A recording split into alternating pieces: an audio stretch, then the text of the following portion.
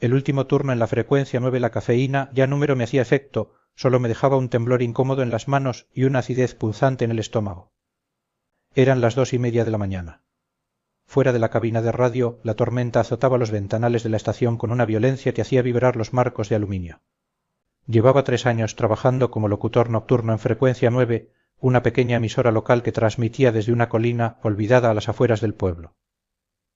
Mi programa, La hora del insomnio, consistía básicamente en poner baladas de los 80, leer un par de notas curiosas y, lo que más le gustaba a la audiencia, abrir las líneas telefónicas para que los desvelados compartieran sus historias.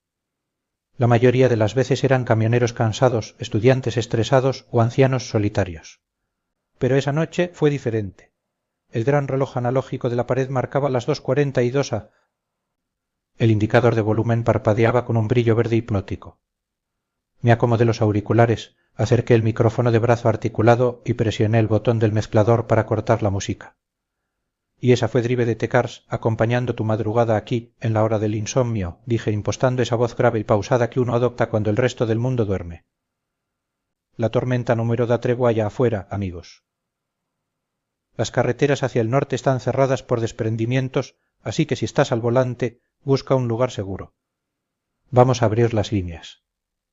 Cuéntame qué te mantiene despierto esta noche. Llámanos al 5.550.190. Te escucho. Presioné el botón de la línea 1 donde una luz roja parpadeaba. Esperaba la voz ronca de algún habitual, pero lo que llegó a mis auriculares fue una estática inusualmente densa. Un siseo frío que parecía venir de muy lejos. «Hola, estás en el aire», dije. Nadie respondió de inmediato. Solo se escuchaba una respiración agitada, entrecortada, como la de alguien que acaba de correr un maratón. De fondo, un sonido metálico y rítmico. Clac, clac, clac, como herramientas tocando entre sí. «Hola», insistí, «si estás ahí, baja el volumen de tu radio para evitar el eco, por favor». Está muy oscuro aquí», dentro susurró una voz. Era un hombre. Sonaba joven, pero su tono estaba cargado de un terror tan puro que me enderezó la espalda de inmediato. «Tranquilo, amigo. Estás en la radio. ¿Cuál es tu nombre y desde dónde llamas?» «Número lo sé. Número sé dónde estoy». La voz comenzó a quebrarse, subiendo de tono. «Oigo la tormenta. Oigo tu voz en un altavoz viejo. Pero número veo nada. Hay olor a humedad, a tierra mojada. Y a algo más, algo dulce y podrido. Pensé que era una broma. En el turno de noche nunca faltaba el adolescente gracioso que intentaba asustar al locutor». Sonreí levemente frente al micrófono, intentando mantener el control. «Bueno, parece que te has tomado la temática del programa muy en serio. Si es una historia de miedo, vas por buen camino». «Número es una historia», gritó el hombre. El dolor en su voz fue tan real que la sonrisa se me congeló en el rostro. Estaba caminando hacia mi coche en el aparcamiento del centro comercial. Alguien me golpeó por la espalda. Desperté aquí. Estoy atrapado en una especie de caja. De madera. Número puedo mover las piernas. Las maderas crujen cuando respiro. Por favor, llama a la policía. Ayúdame. El sonido metálico de fondo aumentó. Claca, claca, clac. A ver, amigo, si esto es real, necesito que mantengas la calma, dije sintiendo como la adrenalina se disparaba en mi pecho. Hice una seña a través del cristal hacia la cabina técnica, pero recordé que el técnico se había ido a casa temprano por la tormenta. Yo estaba completamente solo. «Dime tu nombre. ¿Tienes tu teléfono contigo? ¿Cómo estás llamando?» «Número, tengo mi teléfono». El hombre sollozó, un llanto desesperado que se mezclaba con la estática. «Hay un intercomunicador viejo atornillado a la madera, justo encima de mi cara.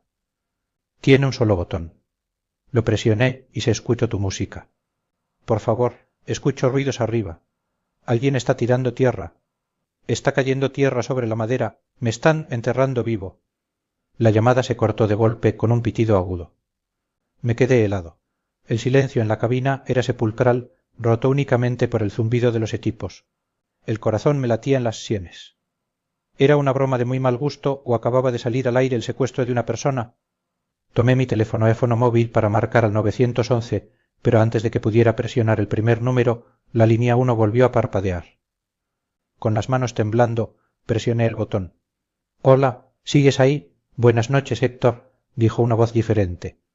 Esta era pausada, extremadamente tranquila, casi melodiosa. una voz de barítono que transmitía una calma espeluznante. Me gusta tu programa. Lo escucho todas las noches mientras trabajo. ¿Quién eres?, pregunté, tratando de que mi voz número temblara. El chico que llamó antes. El chico que llamó antes está siendo parte de una transmisión especial, interrumpió la voz con una leve risita. Siempre haces las mismas preguntas, Héctor. ¿Qué te mantiene despierto esta noche? Bueno, hoy lo que lo mantiene despierto es el miedo. Y a ti también. Mira, imbécil, número sé qué clase de juego es este, pero voy a colgar y voy a llamar a la policía ahora mismo. Número, harás eso, dijo la voz, perdiendo toda calidez, volviéndose fría como el hielo. Porque si cuelgas, dejaré caer la tapa de hormigón y terminaré de sellar la fosa. Ahora mismo tiene una pequeña rendija de ventilación. Si cooperas y juegas conmigo, tal vez le des una oportunidad de vivir. Sigue transmitiendo, Héctor. El público quiere entretenimiento. Miré la pantalla del sistema de la radio. El contador de oyentes en la web de la emisora estaba subiendo rápidamente. Decenas, cientos de personas se estaban conectando. En el chat en vivo de la página, los mensajes pasaban a toda velocidad. ¿Esto es real? Qué buena promo de Iowen, llamen a la policía. ¿Qué quieres?, pregunté, sintiendo un sudor frío correr por mi nuca. Sencillo, quiero que juegues a las adivinanzas. Tienes 3 preguntas para adivinar dónde estamos. Si fallas las 3, o si cortas la transmisión, el joven se queda sin aire. Si aciertas, te diré la ubicación exacta para que mandes a tus amigos del 911. Ah, y mantén el micrófono abierto. Quiero que toda tu audiencia escuche cómo mueres y fracasas. Un escalofrío me recorrió la espina dorsal. Número tenía opción. Si colgaba y el chico moría, la culpa me perseguiría el resto de mi vida. Está bien, dije, tragando saliva. Está bien, juguemos. Primera pregunta, ¿estás dentro de los límites del pueblo? Se escuchó una carcajada seca al otro lado de la línea. Oh, vamos, Héctor. Eres más inteligente que eso. Una pregunta desperdiciada. Sí, estamos dentro de los límites del pueblo. Pero este pueblo tiene muchos kilómetros de bosques y lugares olvidados. Te quedan 2 preguntas. Miré desesperadamente a mi alrededor, buscando una pista, algo que me ayudara. La tormenta golpeó con más fuerza el ventanal exterior. El viento aullaba como un animal herido.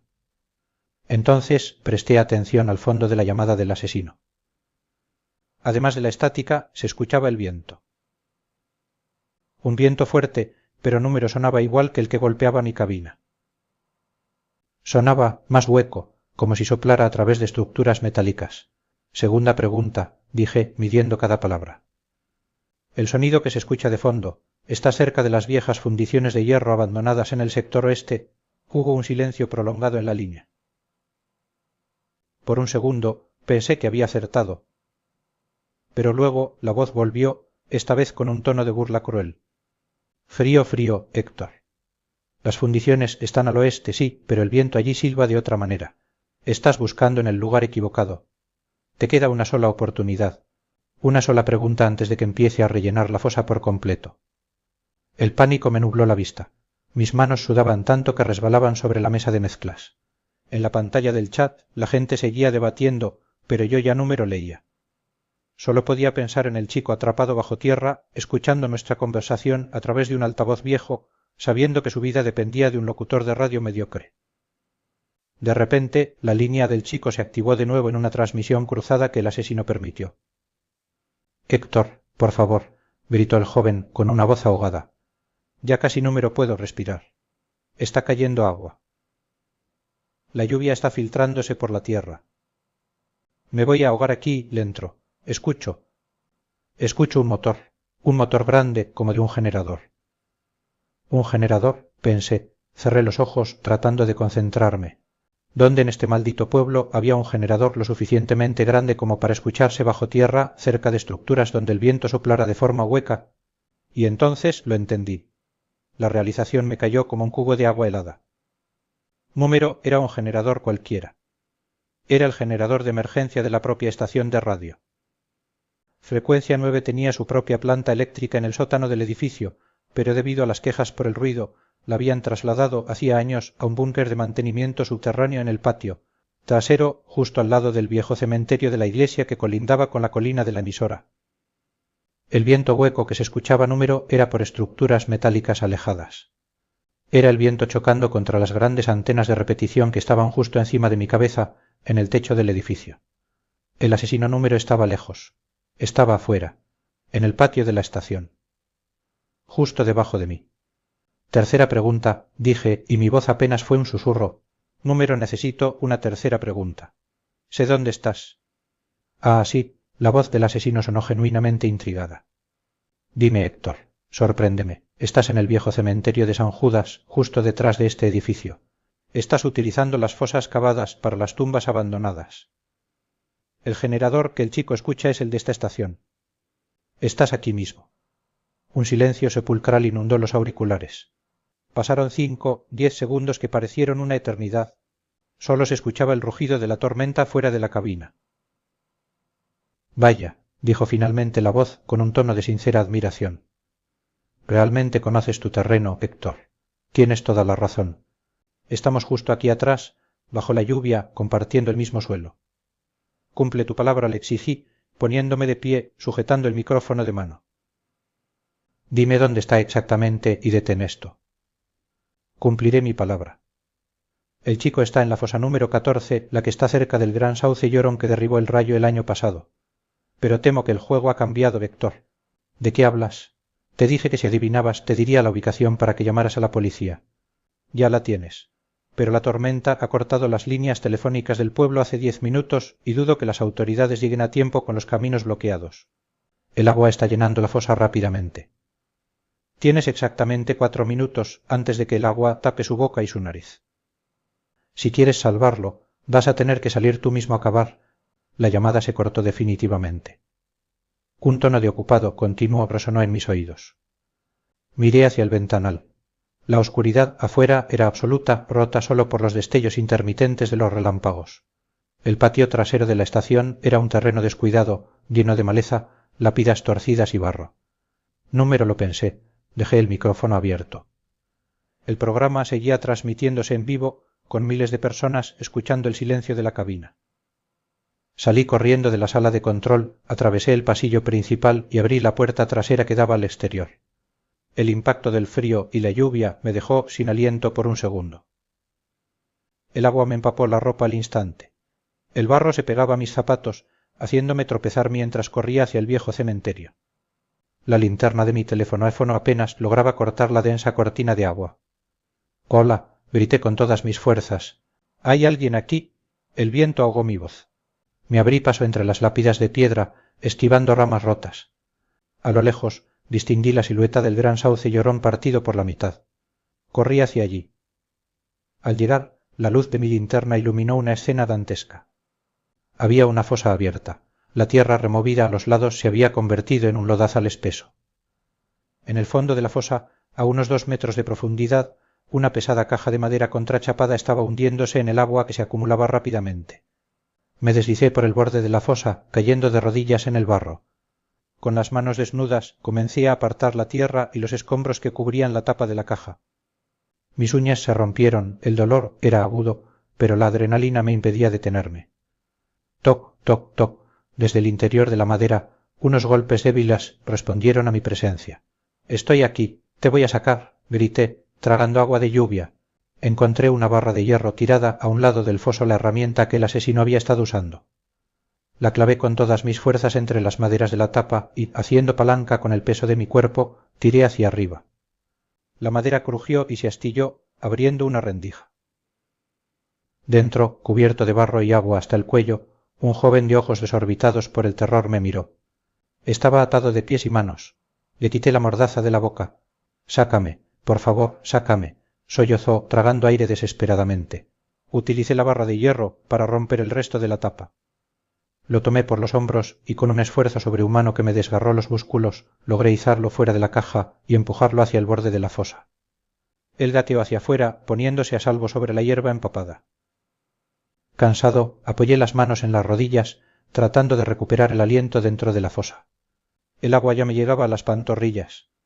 Sentí un inmenso alivio en el pecho. Lo habíamos logrado. Había salvado una vida. Entonces un destello de relámpago iluminó el cielo y el alivio se transformó en un terror paralizante. Miré hacia arriba, hacia el borde de la fosa. El chico que acababa de rescatar estaba arrodillado en el suelo, temblando. Pero detrás de él, recortada contra la luz de los relámpagos, se alzaba una silueta alta. Llevaba un impermeable negro largo y sostenía una pesada pala de hierro en la mano. El asesino nunca se había ido. Estaba esperando a que yo hiciera el trabajo sucio. Intenté trepar por las paredes de barro de la fosa, pero la tierra se desmoronaba bajo mis dedos. Estaba atrapado. El hombre del impermeable dio un paso al frente y con un movimiento rápido y certero golpeó al chico rescatado en la cabeza con el revés de la pala. El joven cayó desplomado sobre el barro, inconsciente. Luego el asesino se asomó al borde del pozo. La luz de la linterna de mi teléfono, que había quedado tirada en el suelo apuntando hacia arriba, iluminó su rostro. Número llevaba máscara. Tenía una cara extrañamente común, una sonrisa tranquila y unos ojos vacíos, desprovistos de cualquier rastro de humanidad. Sacó un pequeño aparato de su bolsillo. Era un receptor de radio portátil. De su altavoz salía una estática suave y por encima de ella el sonido ambiental de mi propia cabina vacía transmitiéndose en directo. «Te lo dije, Héctor», dijo la voz, la misma voz de barítono que había escuchado por los auriculares. «El público quiere entretenimiento. Y este es un final mucho mejor para el programa». Levantó la pala, pero Número me golpeó. En lugar de eso, clavó la herramienta en el montón de tierra que estaba al borde del pozo. Un denso bloque de lodo pesado cayó directamente sobre mi cara, haciéndome escupir y cegándome temporalmente.